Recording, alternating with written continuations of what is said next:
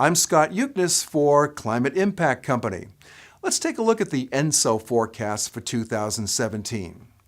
As you know, in 2015 into early 2016, a strong El Nino occurred, and normally after strong El Nino, a La Niña follows, and it can be quite strong. But that didn't occur the second half of 2016. We measure ENSO phase by multivariate ENSO index, which was in neutral phase for the second half of 2016, or the more standard Niño 3-4 index, which said weak La Niña actually did form. So there's a bit of disagreement as to whether weak La Niña over the last several months actually formed.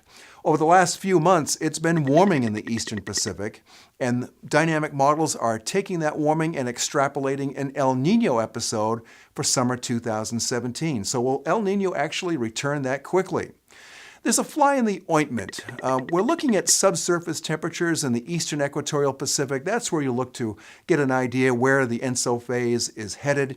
And there's been some cooling in the east central equatorial Pacific over the last 7 to 10 days. And that's blocking warmth that's trying to come east from the West Pacific. And we need that to happen for El Nino to form.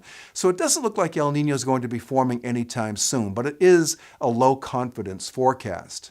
The International Research Institute for Climate and Society has a June, July, August forecast that shows a neutral ENSO in the eastern equatorial Pacific, and Climate Impact Company tends to agree with that. However, the European Center for Medium-Range Weather Forecasts has a robust El Nino, so you can see confidence is uncertain about where we're headed this summer. The climate pattern giving a neutral or weak El Nino pattern during spring typically favors a cold trough across Canada, and across the United States, above normal westerly flow usually leads to a relatively dry climate and warmer than normal climate for spring.